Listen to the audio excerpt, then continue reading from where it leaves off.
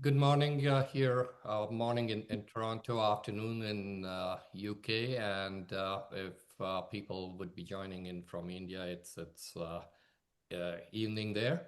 Welcome to Swar-Akshar's second episode of Occasional Explorations into Moving Image.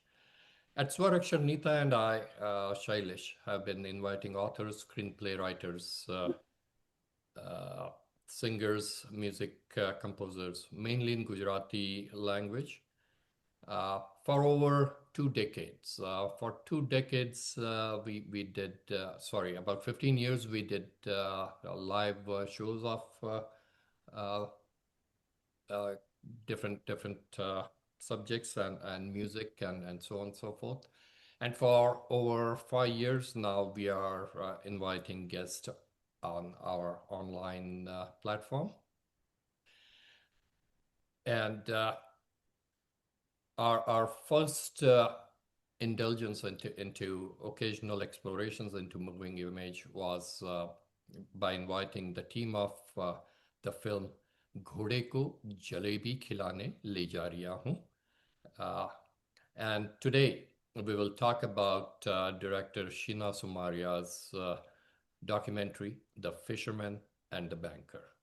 Sheena is a British Gujarati filmmaker with a background in economics and political economy from Cambridge University and SOAS, that's School of Oriental and African Studies, a prominent research institute in London. Her work explores social justice through storytelling. Her debut feature, Even the Crows, A Divided Gujarat, examined the rise of Hindu nationalism in India.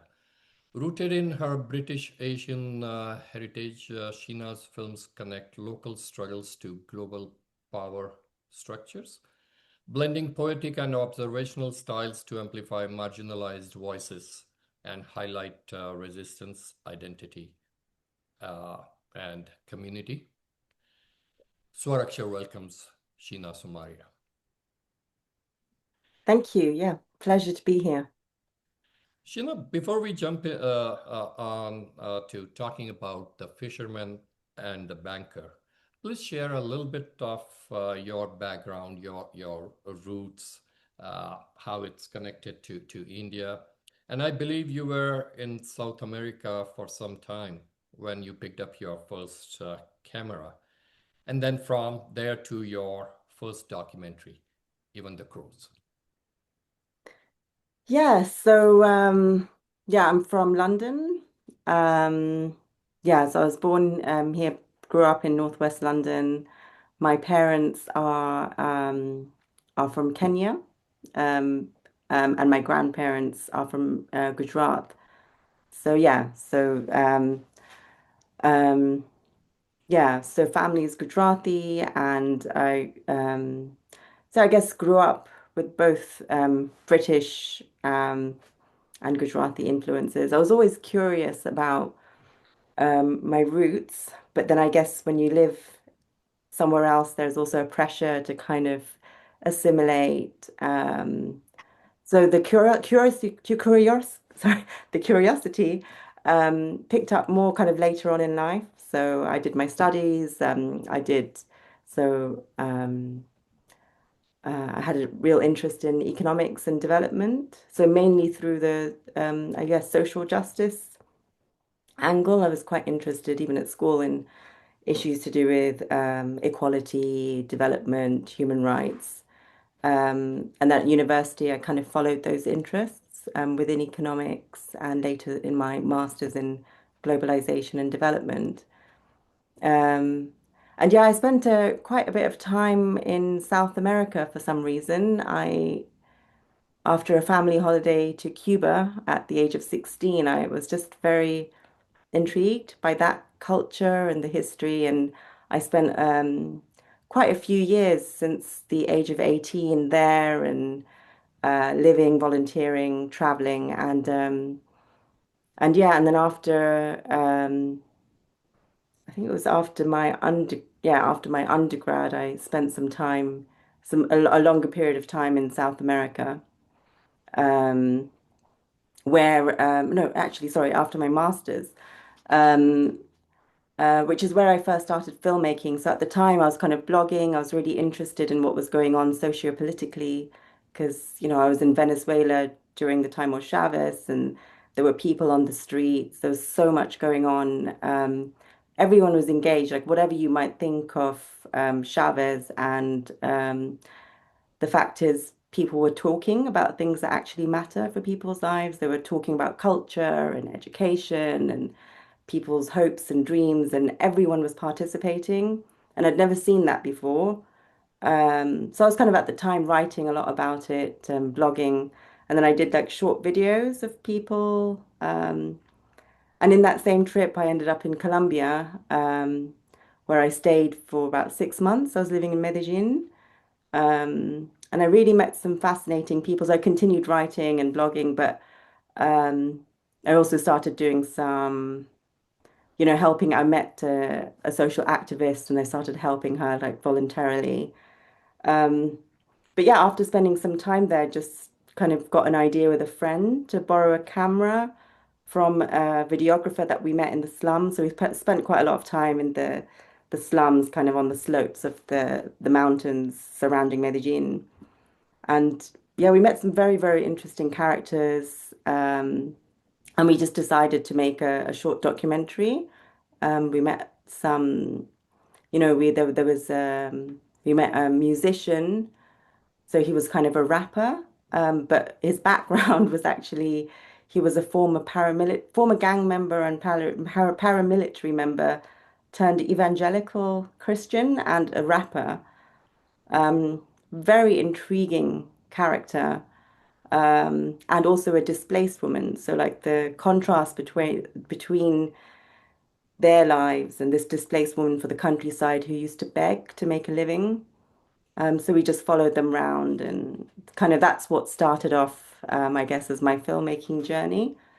Um, yeah, and then it just continued from there. I worked in development for quite a few years, international development, and alongside that, I would make films, so other short films, and eventually even The Crows. So the first feature film made with my sister on Gujarat.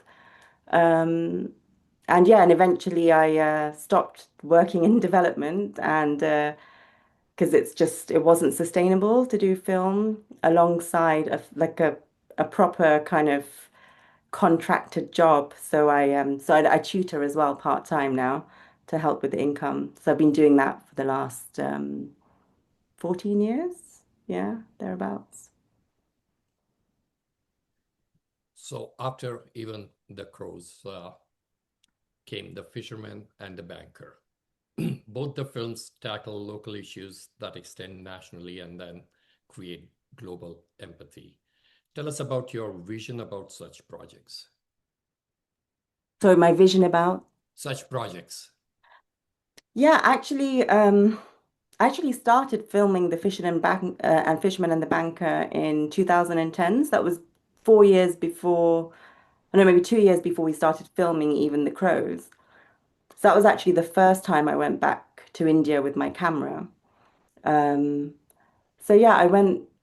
So at that time, so after my master's, I was really interested in social movements. So that was the area that I was most fascinated by because all of the changes, most of the progressive changes we see in a society, every freedom we might have, came from people, like social movements, people together.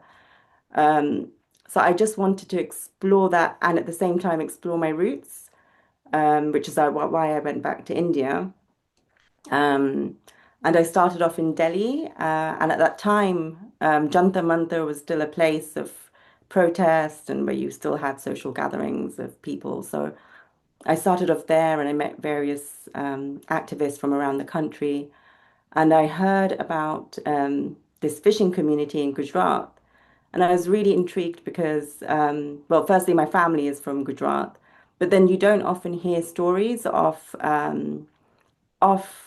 social movements from the state, really. Not these days anyway. And also the community itself sounded very interesting. They're a Muslim community, and you certainly don't really hear stories about them.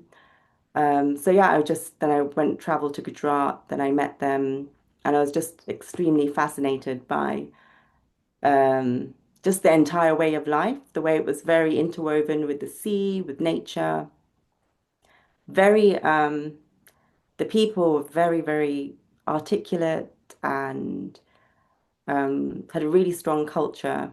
Um, Beautiful use of like words and poetry and song. And even though I didn't understand much of it at the time, I had relied on people translating, but you could tell as well, like just through, um, yeah, just through the energy and the charisma that, yeah, really, really fascinating people. So yeah, so then I just continued filming them over the years. That just started their social struggle against power plants, proposed power plants along the coast. So at that time, they were very, very energized. Yeah, and I didn't really know where that would lead back then, but I went back every couple of years to continue filming, and then the story developed.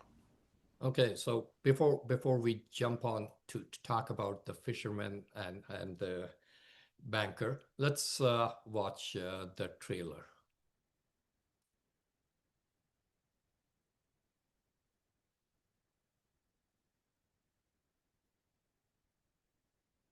અલ્લાહનું નામ લેતી પ્રભુનું નામ લેતી હું તું દરિયાની માછલી બંદરગાહ આવી પહોંચ્યા તો ભલે આવી પહોંચ્યા પણ મારી રોજી તો છીનવી નહોતી હું છું દરિયાની માછલી. This is the first time, as far as we know, that a community affected by a project of an international financial institution has filed a lawsuit against that institution. Your argument next in case 17-1011, JAM versus International Finance Corporation.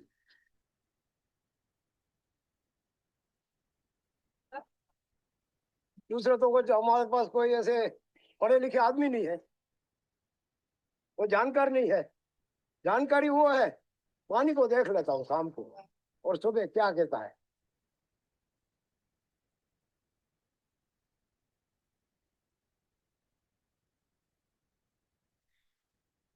Sheena, very interesting when we watched the trailer, and we have watched the documentary film of yours. But can you please talk more about the film itself and the resilience associated with that from your end, from the community end, and overall, how was your experience? Yeah. So, oh yeah, so in the trailer that you just saw, I couldn't hear the music from my end, but there was music in the trailer, or there's meant to be. Um, but maybe just the way it comes out on this platform, I don't know. Um, so yeah, it was 14 years in the making, which is a ridiculous amount of time. I wouldn't recommend it. Um, it's I didn't know it would take that long. So the filming itself was 10 years, and that was primarily because um, the struggle was evolving. So basically, the film is centered around the communities, so the Kachi fishing community, the Varga communities, legal case against the World Bank Group. So their private lending arm, the International Finance Corporation. So they lent money to the Tata Mundra power plant, um, sort of to finance the project. And they basically they were aware of environmental risks, and but the IFC didn't really do anything to push the company to adhere or to safeguard against these risks when they could have, and they didn't act to remedy any of their actions once when their own internal accountability mechanism has showed that they were at fault there, that they should do that. So then the fishing community, together with US lawyers, filed the first ever case against the World Bank Group. So it was a very historic case. It hadn't really been something like this hadn't been done before. So that's why the story was structured around it, and it's kind of a real David and Goliath story. The case only came about in 2015, so that was 5 years after I started filming. Um, so at that point, yeah, I just continued and I got access to the lawyers in the US. Um, so I followed them in DC and went there several times as well as following the community directly affected by the Tata Mundra power plant, because there are various communities all along the coast, and there are three coal-fired power plants in that small area. Um, so yeah, it was filming over that time was, on the one hand, you get to know all these people really, really well. So the community themselves are very, I mean, you'll see from you might have seen from the trailer, but I guess you'll see if you see the film, they're very unique, and friendly, open, and they themselves are fighting, so it's their struggle. So, I mean, it wasn't that much of an ask in terms to film them, Sometimes people can be a bit cagey about being filmed, but they were very open to it because they saw it as part of, um, an amplification of their existing struggle. Um, but yeah, it was challenging well, it was nice going back every couple of years because you form deeper relationships with them. But, sometimes they ask, so when is this film going to be ready? And yeah, kind of had to explain it. I don't know, basically. It's just I'm still following it. And so it was yeah, it was that part was a bit challenging, sort of going back each time. I used to take things for them, like photos of themselves, and because they didn't really have photographs of themselves as a community or as people. And yeah, sometimes show them like little snippets and clips of what I'd recorded before. But I think, yeah, it was, yeah, probably quite difficult for them just to have to wait so long to see it. Um, yeah. So I'm going to ask a little bit more because you talked about the few of the challenges. Uh, how did the community see you as a filmmaker? Uh, and you did say that they were open to let you film and so on and so forth. Uh, didn't they think you are part of the establishment and you may harm them rather than help? And along with that, you must have faced challenges from the corporations and local establishments too. So if you can talk about those challenges. Yeah. So, yeah, with regards to your first question, I don't know, it's very easy to build trust with them, I found. And I think it was also because we went there to observe and we were just genuinely, I was just, yeah, genuinely curious. And um also just explain to them how their struggle is important and we want to follow it. So I think there was that level, and we also went through there was an NGO who worked with them, so Bharat Patel, who's in the film. Um, we went through him as well. So there was that added layer of trust that we're not just coming some random people from the outside. Like we'd spoken with him, and he was also supportive of that, of the filming. And they saw that we came back each year because I think what they didn't like is sometimes journalists just go there, they capture something, and they never hear from them again, and they don't even come back. But I think the fact that we kept on coming back, it showed them that we did care, and it wasn't just to get some sound bites, it wasn't just to extract something. It was just, I think they could see the effort behind that. I think they really appreciated it. And the fact that we just spend time with them because it was observational, we would spend quite a lot of time, even with the camera off, just hanging out with them. And um, I think found it curious that we would we would film things that they would think is completely unimportant and boring to film, like them sorting fish or just eating breakfast or just doing random things that they do in daily life. I just think they found it quite amusing that you know, we were there kind of capturing it and the rhythms and um but yeah, as filmmakers, we have to be aware of our privilege and power. And we do, like, I'm aware that I come from a much more privileged background than them, caste background, class background, and then also my UK nationality. Um, so, yeah, I was very aware of that. And which is also why in the film, I didn't want to speak for them. There's no narration, and it's, there are a few words here and there, but it's mainly led by them, like they're the main characters, and it kind of follows certain events, and yeah, so I think it was putting them, like giving them agency and just trying to show their story in like an authentic way and not talk for them was really important. And yeah, and just simple things like, just sitting and chatting and sharing food and that kind of stuff. So I think they could see like, that we didn't we weren't part of the establishment.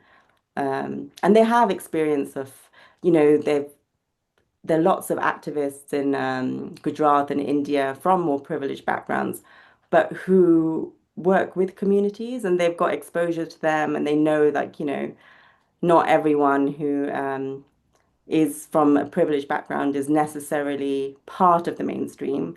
You get also like people who are social activists and who are aware and they had experience of that too, because they'd been to kind of national forums and then had visits from different social groups or social activists around the country and stuff.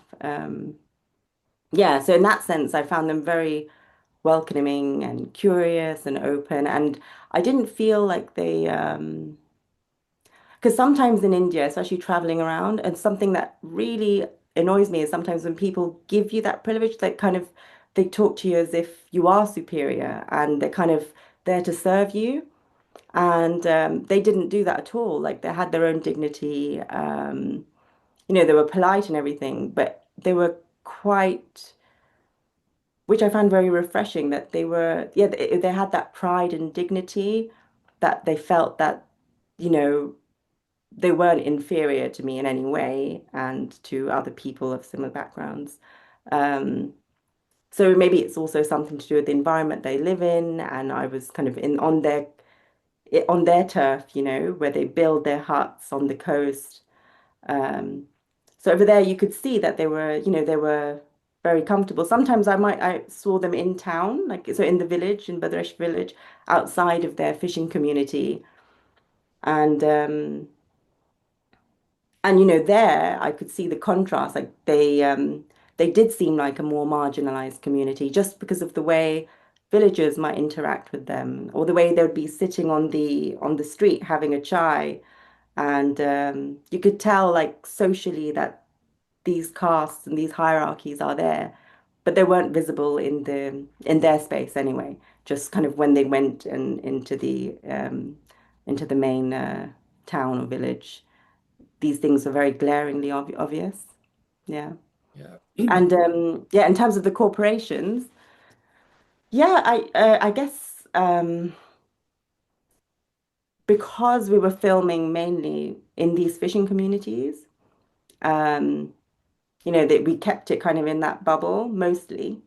And they wouldn't talk about it because obviously they knew that, you know, um, it's just better to keep quiet about these kind of projects because they know like they've been hassled by the companies and for a long time.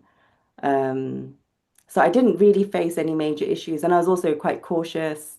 So whenever I did go to film near the power plants, having not being obvious about it or just saying I was filming. I was there doing research for some educational project or something like that. Um, yeah, but we didn't really have many incidents like that. And we were once filming near Tata, and then the security, we weren't even in the company, we were just nearby, but they had some issues with us filming on the road. Um, um, but it wasn't so bad. And at the same time, I think there was an Australian film crew who had to leave. I didn't see that happen, but I heard around the same time some news channel or some filmmakers from Australia had to leave and were sent back. I think they had their footage taken from them or something. Yeah. But I think being in the community basically shelters you to an extent because, uh, yeah, you just don't stick out so much and can do things a bit more subtly. Yeah. Yeah, okay. Because the two things, well, you talked about the community and the people were so comfortable on their turf, very evident in the trailer itself. We watched the film, but Ibrahim the fisherman, right? He's the gentleman who filed the case and won. So No, so yeah, Ibrahim didn't file the case, but Ibrahim was one of the protagonists in the protagonist, film. that's what I meant. Yes, you're right. Yeah, but the one who filed the case, that was one of them was Buddha Ishmael, who we also follow in the film. Right, Yeah. right. I was talking about Ibrahim, how so freely he was talking even in the trailer. So uh, it, just as a side note, your work reminds me of Avi Lewis's film This Changes Everything, based on Naomi Klein's book of the same name, working on how small communities can change and take on the big guys. Yeah, and you rightly said that it was so important that not showing like you're not trying to overpower them or you were not trying to throw your weight against them. And I think that made them more comfortable doing that. But then again, you rightly mentioned it. We also saw it in the film and we saw in the trailer that this being a David and Goliath story, how do you think the international financial institutions look at it? Well, like because their perceived immunity was challenged, right? So, how do you think that was dealt with? Yeah, so not just the film itself, but their entire struggle and the court case itself. I mean, that's had effects on the IFC. So they've had to, well, initially, they haven't really provided remedy yet to the fishermen, but because of this case and because of what was going on and the challenges, they had to settle in another case in Honduras, and it was the first time they actually settled. And now they've also they're changing the way they work with communities. They've got a new remedy framework that's recently come out, which changes the way that they basically have to compensate and work with communities and take their needs into account.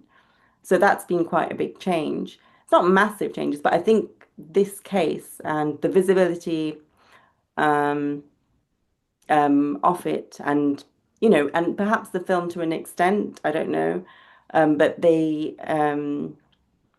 mean, the idea of the film is to also just show that they can't hide, like they like to hide these stories. They don't really speak about it much, the IFC. They try not to speak about it. They want to be as invisible as possible. Hmm. But stories like these just put them in the public eye. Like there is that gaze on these institutions. So they can't hide. So that's the idea behind it. Um, and that's why films like these are important. Um, yeah. But I think yeah, it has had somewhat of an impact, probably not as big as there could have been necessarily, but it's still ongoing, and it's not just this one story. There are lots of other challenges going on against the IFC, so other communities have become emboldened to challenge them, and all this pressure, all of these struggles together is putting some pressure on them. Yeah. And I guess it's not also just about the IFC or the World Bank, but ultimately it's about the capitalist system in which they exist and they operate and they facilitate.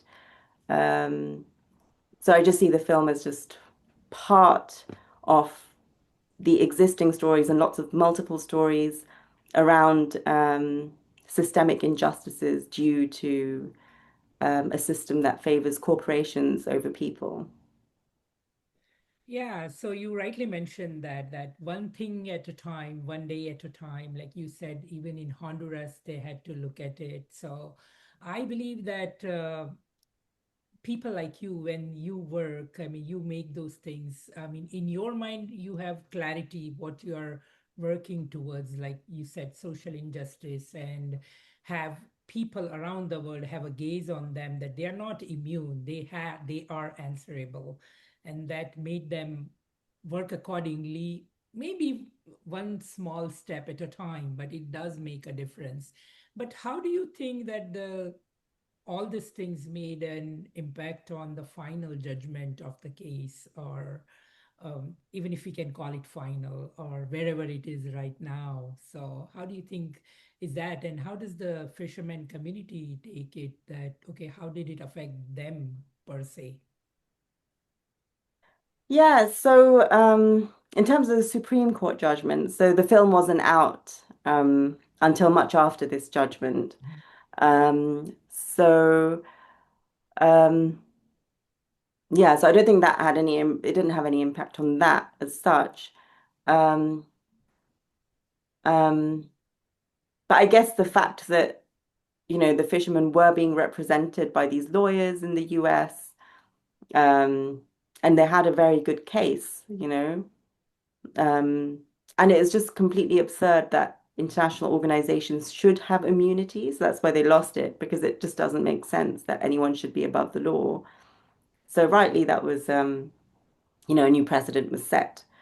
But then after that, the case was dismissed on when they went back to trial court to try and then hold the IFC to account, because now they were no longer immune, absolute immunity. The court actually ruled that they had some kind of partial immunity because the case was in India. So ultimately, they did lose the case. They won a symbolic victory, but they lost the case, the overall case against the IFC, and which also just shows that it's really hard work, and these institutions and the laws that protect these institutions and companies are very, very difficult to dismantle. And it will take a lot more than a legal case and one isolated social movement necessarily. Like you need a lot more, and you need constant um, struggles with everyone participating across the world in their local areas to change these things. And change is very slow. But yeah, as you also mentioned, Nita, it's like small things at a time.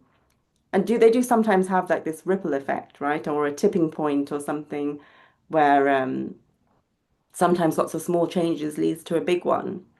But I think that's what motivates people to um, and it's not just necessarily seeing the change. I think it's just fighting for it can give their life meaning. So with the fishermen, and with also I've met like with other people who fight in terms of in movements and social struggles, and it's um it's also the meaning it gives their lives, whether or not they win or not. It's the trying and the fighting and the standing up to injustice that is also gives them something. Um, yeah.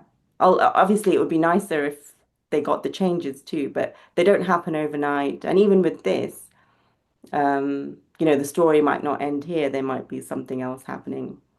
But the with this specific fishing community, um, the aftermath hasn't been that great because, they're still struggling.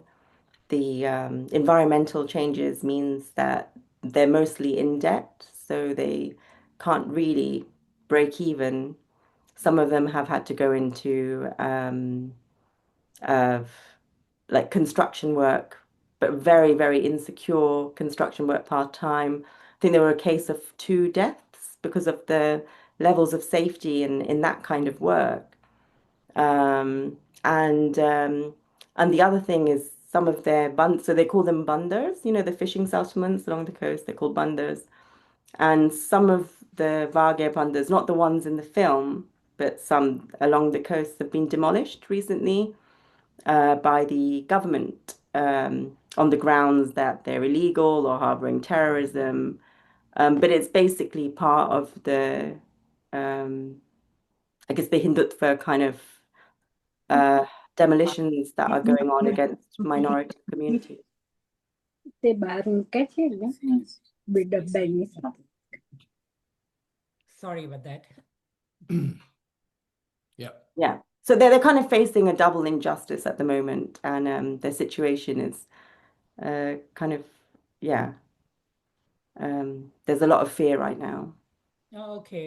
So, I mean, you rightly mentioned that one brick at a time, So, I mean, everybody's trying their best to do what they can. And again, it is demolished. So you start again and do all those things. But do you think that you, as you rightly mentioned, that you come from a privileged background and or whatnot, but you're being in South America and the movements over there, all those things have made an impact on you looking at the world differently or trying to see, like, I mean, we have seen your interview, as Shailesh mentioned before we started recording this, that we have been watching a lot of interviews that you have done, and what so in there we saw that you were sitting with somebody and there was a poster of Che Guevara behind you. So of course this all ties in to one thing. So do you think that that made an impact on your work that you're doing? Yeah, I think so. So that was in my early 20s. I spent a long time in South America, and it definitely had a huge impact on the way I see the world and understand it politically. Um, and Yeah, so it's like a combination of things. I think it's a combination of my studies and trying to understand how the economic and social system works, but then the real life experiences of people in places that I visited. I was in Chile as well during the student uprisings there, and that was impressive because there were people in residential streets. They call it a cacerolazo, when they bang on their pots and pans on their balconies. And that was going on every night. And so it would be, imagine like your entire neighborhood with all the grandparents and parents and children banging on their pots and pans every evening out of the window, making a racket, people on the streets. So it was just something that I'd never seen or imagined. And just this potential for people to change and change things and be wanting to change things and come together that I found so, yeah, very, very moving and inspiring. But yeah, I would say that's definitely shaped me, yeah. Um, yeah, and my political views. And I would say it's probably the place where I became like politicized in that sense and saw the power of social movements really in action. And since then, I have been like in social movements and, in the UK and, yeah, where I live. Yeah. So as we talked about, even the crows and even on this project, my bad.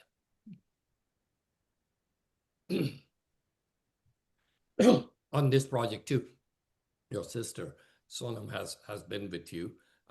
Along with her, what about the support from the family? But as you described, it's going back to India every year, going to US, that 14 years span, and you continue to work on films? What's the family support? How is it? So by family is what you mean from parents and Yeah, yeah. grandparents? Yeah, so yeah, they've been very supportive. I mean, obviously, my in the early days of filmmaking, my parents were like, "Are you sure this is what you want to do? You don't want to become an accountant or a banker or the typical Gujarati community kind of thing." But then, yeah, I guess then they've been very supportive, like of my films and my sisters and the fact that we're going out there and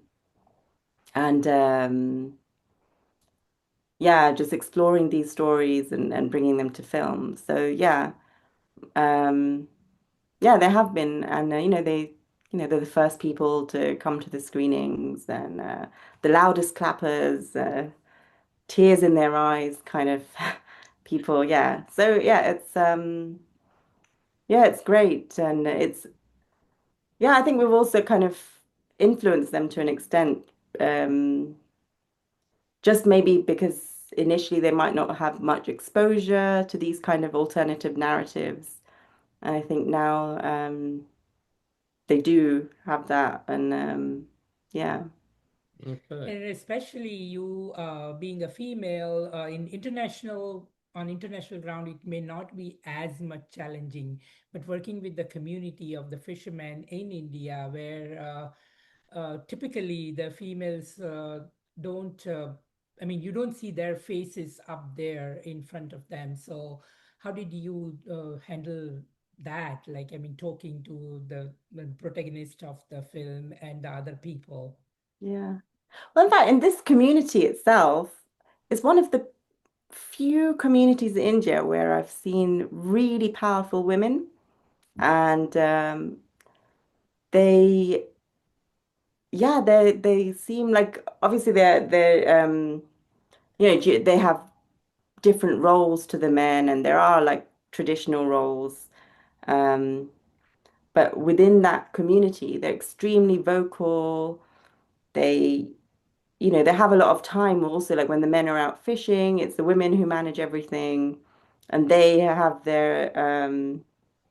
you know, they're out there. They live out in the open. It's not like they live in enclosed houses somewhere where they're not allowed out. They live on the coast. That's kind of their area. That's their environment. They're constantly outside, moving around.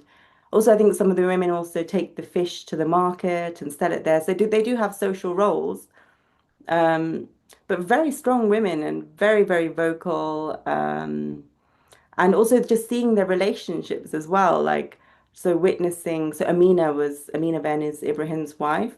There's such a beautiful relationship. It's lovely, and it's so nice to watch their interactions and dialogues um, um, and the way he sticks up for her and vice versa. I mean, it does kind of look like quite an equal relationship, like a partnership. And yeah, I think because they do work together, like the fishing is it's not just about going to catch the fish at sea. It's also everything that happens on the coast and everything the women do and the children in terms of the drying, the sorting. It really is a team effort. So yeah, and there was also a time where I was just on a fishing boat with just near the coast, some men, and there was a woman who walked onto the boat. And she just sat there with the other people on the boat and started singing beautiful Sindhi songs. And I just thought, where else would this happen in India? You just got like a middle-aged woman coming onto the boat full of men and then us, and then singing this beautiful song, and they're both singing together, and then she goes off.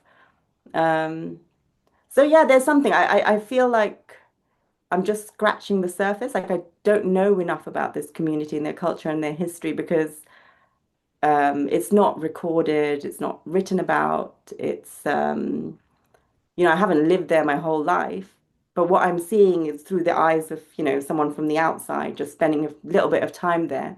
I mean, it seems that it's not just a simple thing of, oh, men have more power than women. Like there is there's something more complex there, and women do have a role. And even in the film, like there's one point where in some of the archive footage, there's a protest against the OPG power plant. And it's the woman, it's actually Amina, you can't see her face, but Ibrahim's wife. She speaks to the crowd and she tells them about this is a crowd of hundreds of people. And she's the one who gives the most impassioned speech about how they'll never leave their coast and, they'd rather die there than leave. And then she gets all the applause from everyone else, from all the people there. So, they have a voice and they use their voice and they are also involved in the struggle, the social struggle. They've been on all the marches. Um, yeah. So, and they go like obviously because you film over such a long time, I can't include everything in the film. And some of the things I filmed related not directly to the Tata struggle, but other things, other issues they were protesting against. So it didn't really fit into the narrative. So there was a lot of it's obviously very annoying not to include good footage into the film where you think, oh, this would be great, but it doesn't fit in with the story, so you have to leave lots of things out. But I mean, in those um, during those protests, the women would go along with the men and they'd be protesting together and challenging the people in power. So at this particular one, the collector's office, and so it's kind of the administrative office in Bhuj. So they're kind of equal partners in that as well. Um, yeah. And the women, I think, are sometimes even more eloquent than the men, more, I don't know, just very good orators, amazing oratory skills. Not just everyone, just a higher proportion of people in that community seem to be um, have amazing oratory skills compared to other people I've seen in other places in the world. Yeah. So there's something about their culture that's quite intriguing. Interesting, interesting. That last part. The documentary, The Fisherman and the Banker, is available on Vimeo. Uh, are there any screening? I know, it's not available in India yet. So in India, we're doing grassroots screenings. So screenings in communities rather than doing it online. I think it's really important to provide accessible screenings and free screenings for people to watch it together. I think there are also, yeah, other issues around it being online, but for now, it's played at several festivals. It's going to play again at Bangalore soon at another festival in November. And then in Mumbai, Anant Patwardhan's monthly film screening. So that's in December in Mumbai.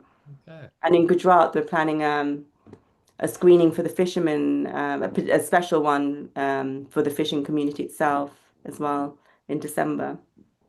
But yeah, the idea is now just um, to get. So it was recently screened in Kenya as well, and in Nairobi, and there were some activists from Save Lamu. So it was the Lamu Island Mm-hmm. in Kenya.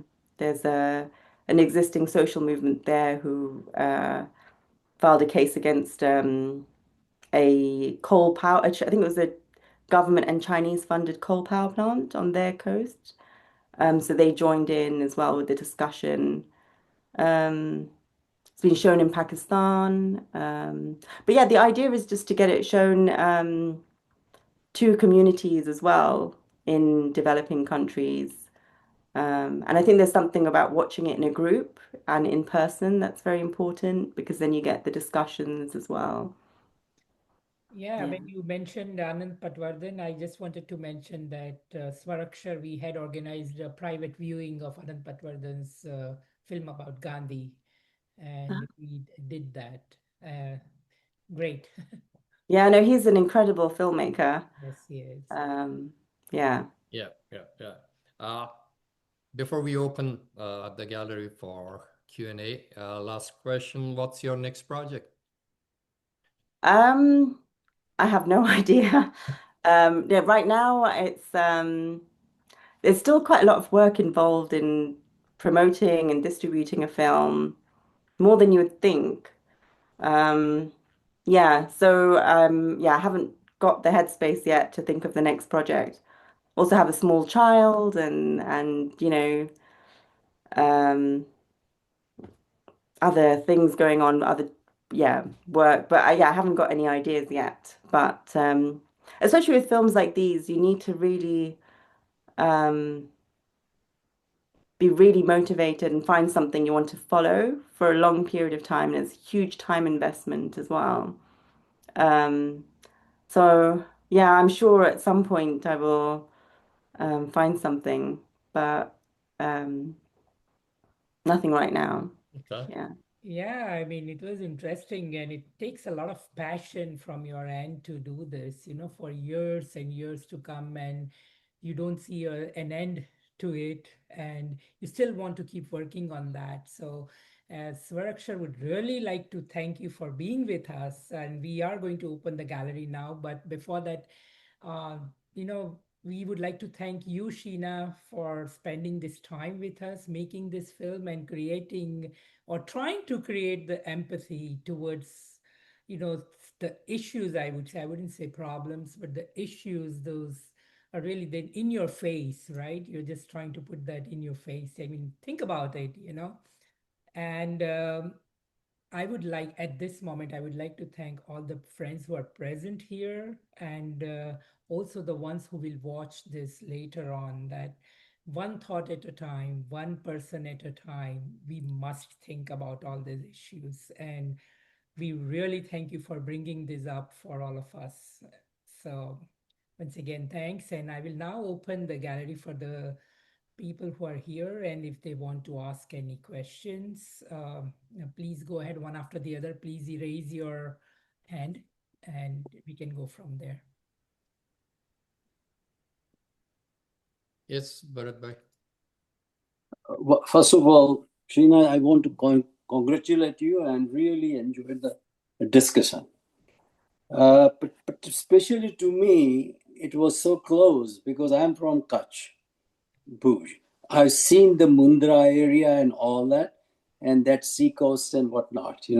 So what you have seen through your eyes, I have seen many, many years back, the same thing. Anyway, and also your parents from Nairobi. My daughter lives in Nairobi, so that is another close thing which I felt here.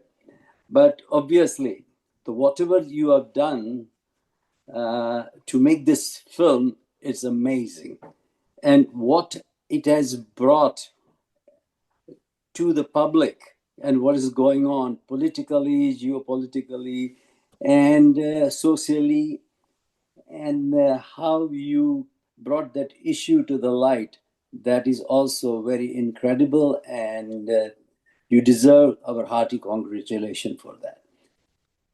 Just want to know how to see this film, if Seles Bhai or Nitaben can tell us. Yeah, so Bharat bhai, well, if you haven't gotten the link, I'll send you the link along with the YouTube channel link for this interview. Okay. The film. It should be already on the link you received. If it's not there, Oh, then I would get it. Yeah, no Yeah. problem. If not, Yeah, so it's available, for personal viewing and streaming through Vimeo. So for Okay. purchase or rent, yeah, through the Vimeo platform. Okay. Thank you so much. Thank you, Thanks. Bharat bhai. Thank you for your words. Sure. Most welcome. I have a question. Yes, sir. Thank you, Sheena, for those fascinating insights into your process. I want to know a little bit more about the initial part when you started filming this. Uh, so how do you go about it? Like you said that the case had not happened yet, so you were just going there, and with documentaries, like when do you when do you end or when do you stop shooting the footage? What is the process? Do you have like a plan or is it super improvised? Yeah, I really want to know how does it work because I'm trying to wrap my head around it and I'm not able to. Yeah. Yeah. Yeah, I think every filmmaker approaches it differently. some people like having more of a plan or like an idea already of a story Mhm. and filming that particular story. For me, because I don't know, I like stories to evolve organically, and I also prefer that type of filmmaking where you don't have the time pressure necessarily of making something for a television channel that needs something and filmed in 2 weeks, and you have to craft a story out of that. Um, but I kind of yeah, so it's a balance. Like when I first started filming, I didn't know it would be like a multi-year project. I thought maybe I could do something with the footage I have. Back in 2010, after I captured some of what was going on at the time, I thought, yeah, could I make something? I started editing. I couldn't make anything out of it, or I just had that hunch, okay, maybe this is just something I'm gonna have to go back and capture more of soon and see what happens. So then I went back again 2 years later, and things had changed a little bit because now these power plants that weren't even visible before had been started to be kind of constructed, and things had shifted within the movement as well.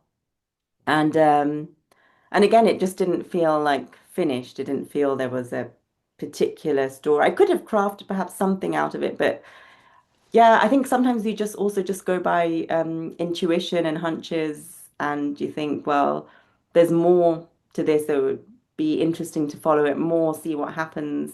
I was also going to India quite a lot just because of the other film I was filming as well with my sister at the time.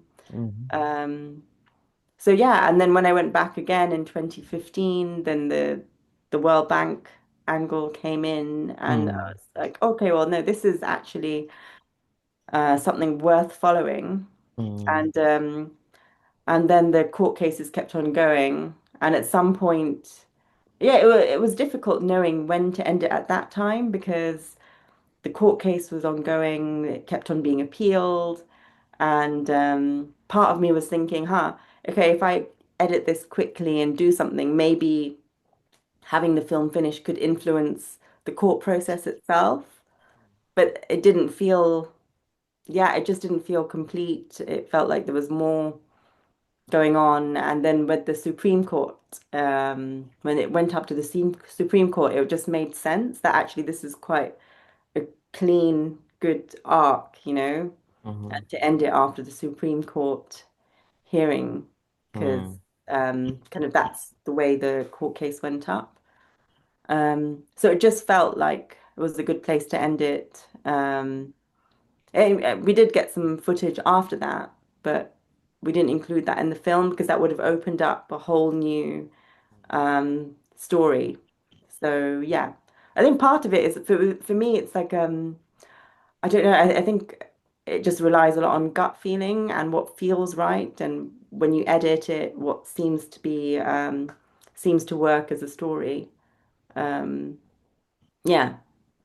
So it's both. Like you have in mind what the story could be, and then that also guides your filming. Because if you didn't have a story in mind at all, you wouldn't know what to film. You just film everything.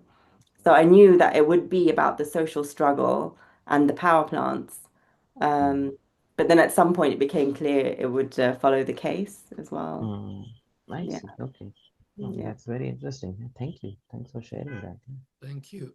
Thank you. If we don't have any other questions, we'll end the session. Thank you very much, Sheena, for your time and the insight into the film, and of course, thank you for making the film, bringing it to the attention of the world. Well, You yeah, were and thank you for having me and for the very interesting questions and discussion. Yeah, it was a lovely conversation. So obviously I'm still in the thinking mode now, so I'll probably go away from this um, with new reflections and thoughts. But that's good. I guess the point of conversation. Yeah. Yep. Thank you very much. We'll end the session now. All right. Thank you. Thank you.